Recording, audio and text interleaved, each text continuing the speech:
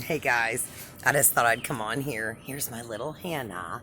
Say hello, Hannah. She's looking at the little birds up in the trees, guys.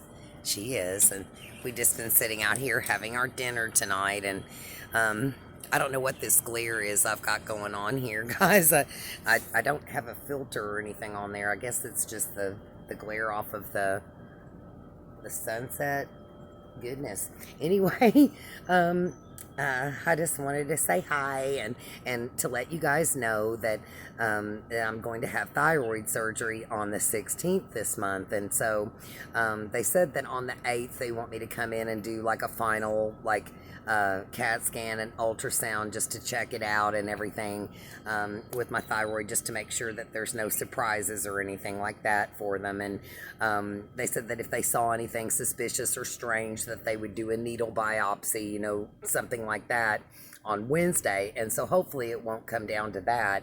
I do have a lymph node that's swollen up, like on the left hand side of my voice box, as to where the thyroid is more on the right side. So it's like a lymph node that's just been swollen up for a while, like really 3 or 4 years now, and it hasn't seemed to cause me any problems. They did a couple of CAT scans on it back in the day, and they followed it for a while, but they didn't seem too concerned about it. But now, of course, since they're gonna remove my thyroid, they don't want to, I guess, open me up and then find something weird, like that. So if you guys could pray for me, that would be great.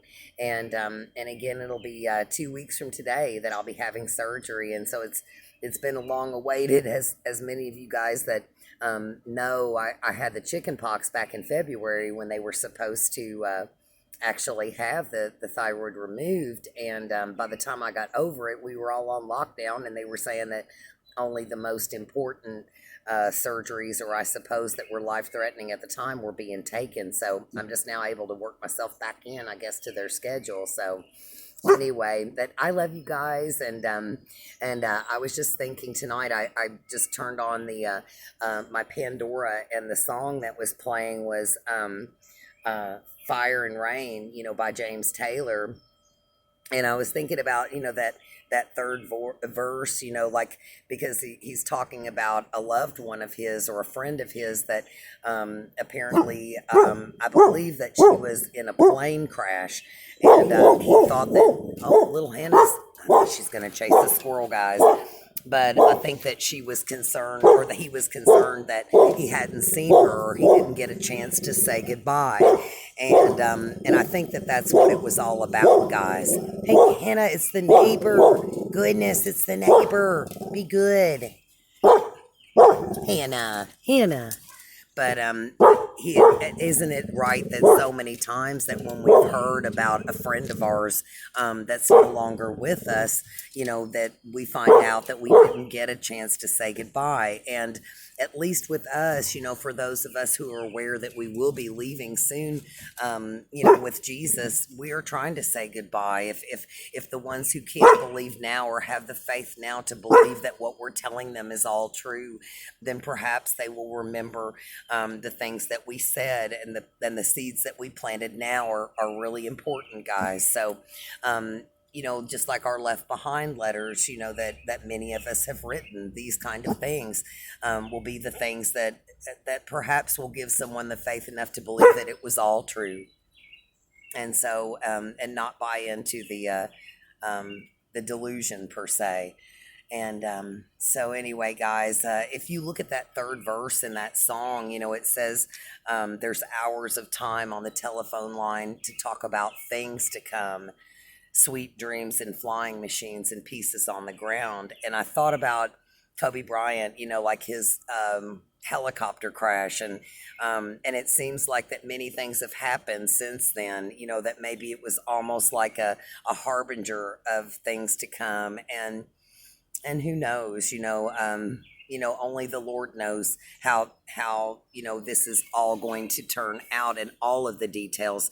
We were just told what to look for. And I think it's benevolent, even though a lot of people say, oh, well, you guys are fear mongering or whatever. Well, have you read the book of Revelation? Because, it's not exactly like, a nursery rhyme or anything, guys. It's, there are many things that are going to come upon this world, during the Great Tribulation, as we call it, during those 7 years for those of us who believe in a pre-tribulation rapture. But in either case, no matter what time you believe the timing is, there's going to be great tribulation like it's never seen before. It says that men's hearts will fail them for looking after the things coming up on this earth. And so just to keep these things in mind, guys, that every seed that we plant now is important, and that they will remember these things once we're gone, because the book of Revelation, the revelation of Jesus Christ, as written down by John the Revelator, the one who actually saw the vision, and it was given to him by the glorified Christ,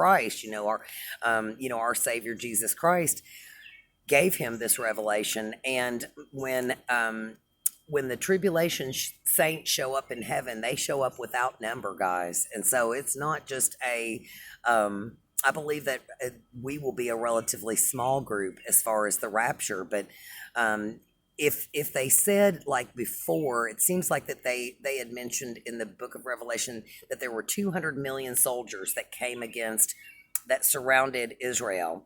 And if they could count to 200 million, well, for sure they could count to 400 million or 600 million or 800 million. So in my opinion, and I could be wrong about this too, but when it says they show up without number, that should be over 1 billion people, because if it wasn't, it would say, well, 900 million showed up or whatever, because they had just said 200 million soldiers. And so that's just kind of my logic on that. I don't know if you guys have different opinion on that, but if that many people show up in heaven without number, then surely they are from the seeds that we're planting now, or perhaps our left behind letters, or even maybe some of these messages that are that they'll be able to find at that time. So anyway, guys, thanks for praying for me and for always loving me, and you guys are so great, and I love you so much, and hopefully we'll talk real soon.